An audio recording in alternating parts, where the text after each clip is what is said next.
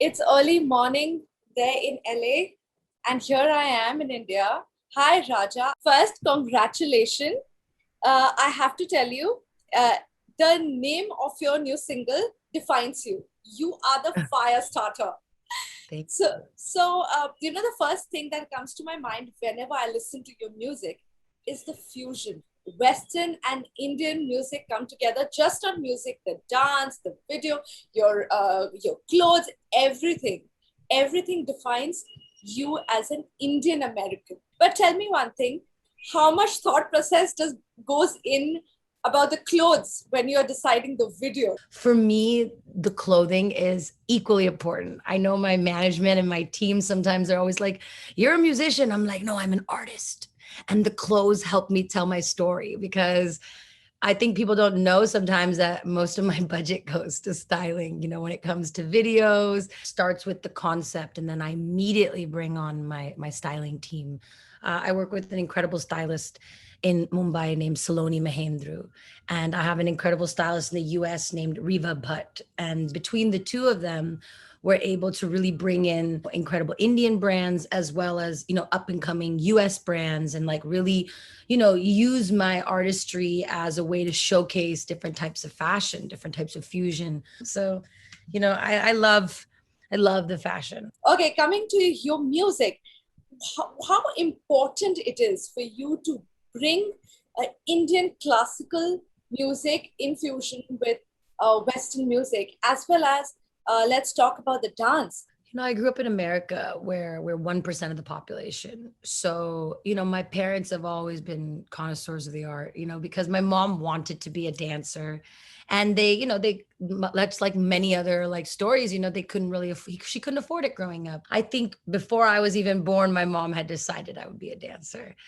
I think the fusion and I think that balance and bringing in the Carnatic is almost like a survival method that happened, in America. Because outside at that time, it wasn't so understood what Indian culture was. It's like if I said I'm Indian, they would ask me what tribe, Native American versus India. There was like people in my school that wouldn't even know where India was on the map.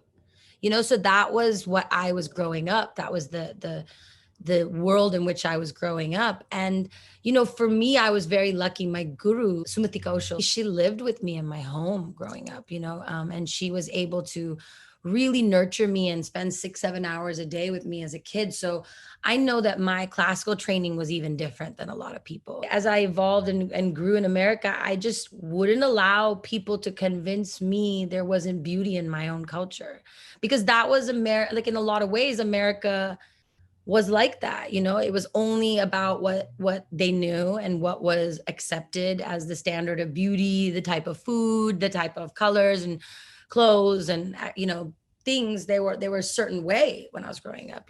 The standard of beauty was 100-pound model, blonde hair, blue eyes, where that's something I could never become. Very early on I understood that like hip hop was this bridge, between both of my worlds, where America hip hop was this cultural phenomenon that was consuming everything.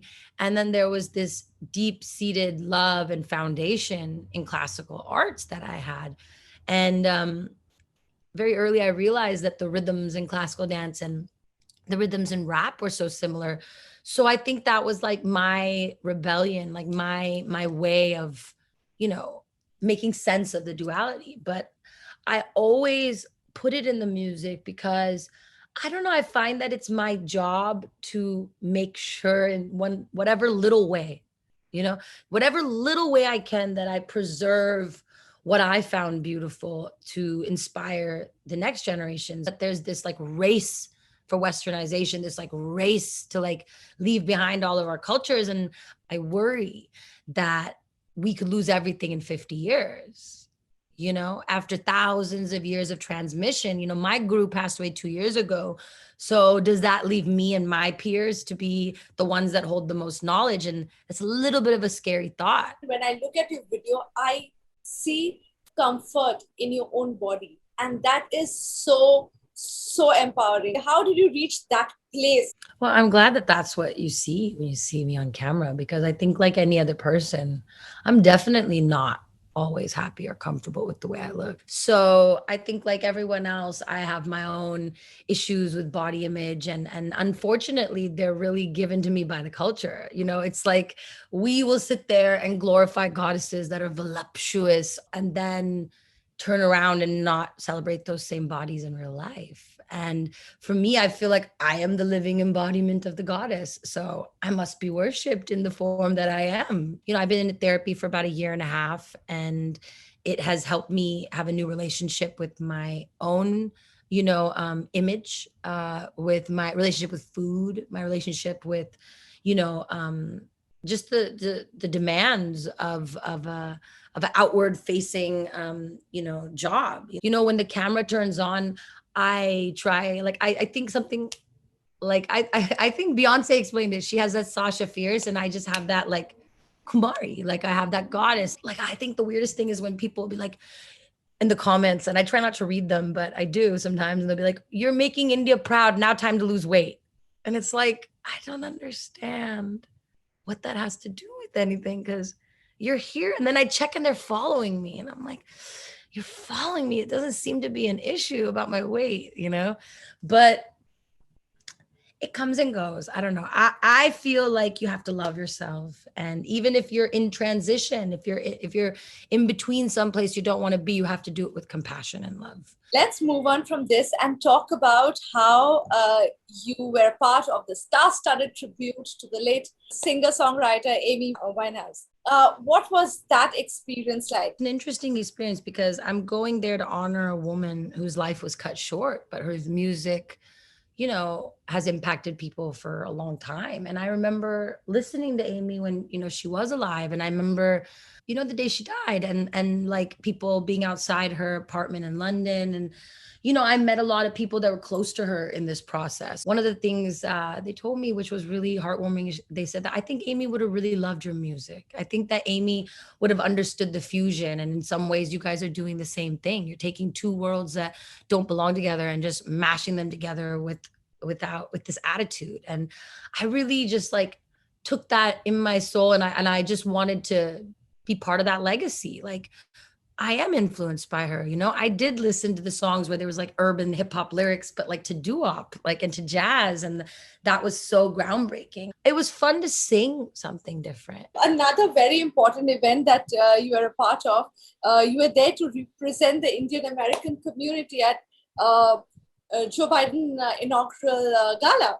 Okay, I wanted to know, what are the issues you want this new government to address when it comes to your community? I think one of the things that the Indian American diaspora has craved for is a representation, like a seat at the table, just like being, because to be 1% of the population, I was told a lot when I was coming up, like, nobody cares about that, and I'm like, well, you guys care when you go to the hospital, don't you? Because we're not 1% of the population there. We seem to be about 50-60% of the population. So if you want to have good care, you're going to look for an Indian doctor in America.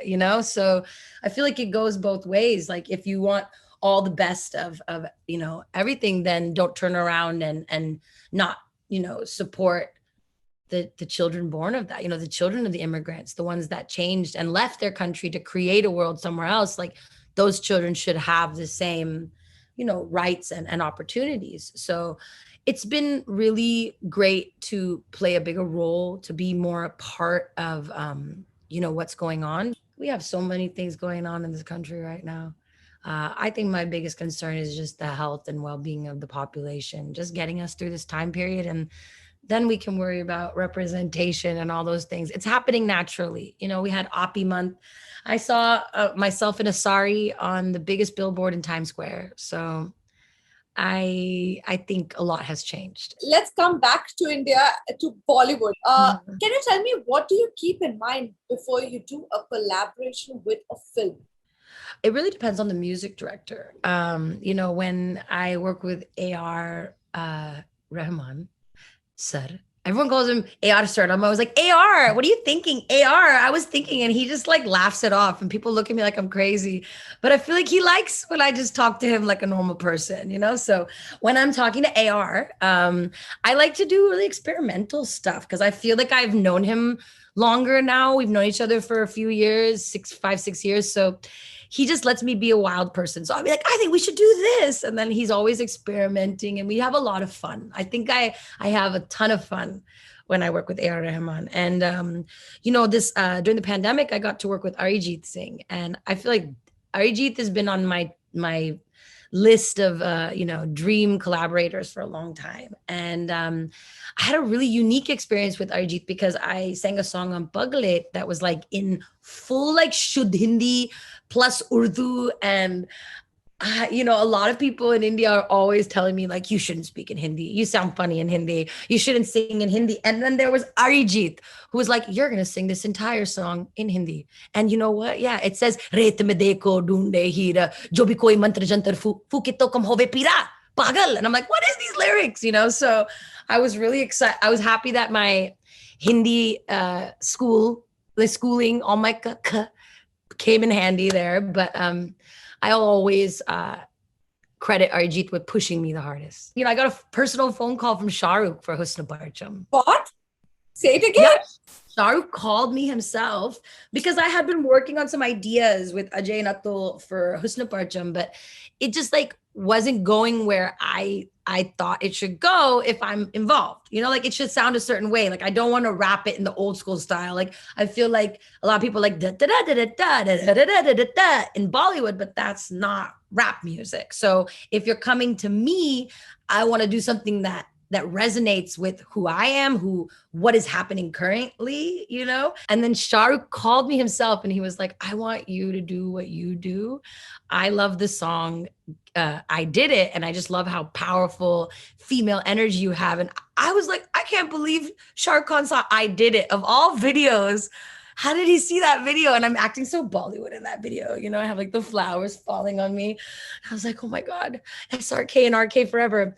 So it's actually crazy because in Husn Parcham, if you listen, whatever Hindi words, like my tevar, I wrote flavor. And Shah Rukh Khan said, can you say tevar? So any Hindi in Husn Parcham is co-written by Shah Rukh Khan. This is some story. Raja, can you tell me the people who really motivated you, who pushed you to break boundaries? For sure, my guru gave me the foundation to even be an artist. So without my guru, I wouldn't even be a musician, like let alone a dancer, I wouldn't be a musician.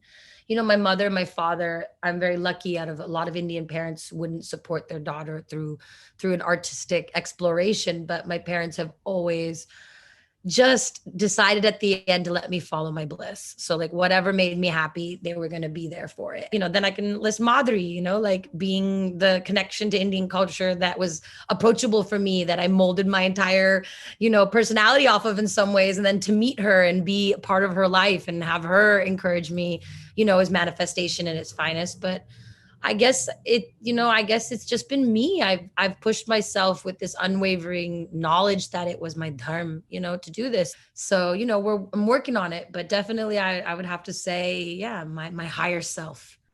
My higher self brings me here. It was just joy talking to you. Thank you. Thank you, Raja. Love your sari. Keep wearing saris, please.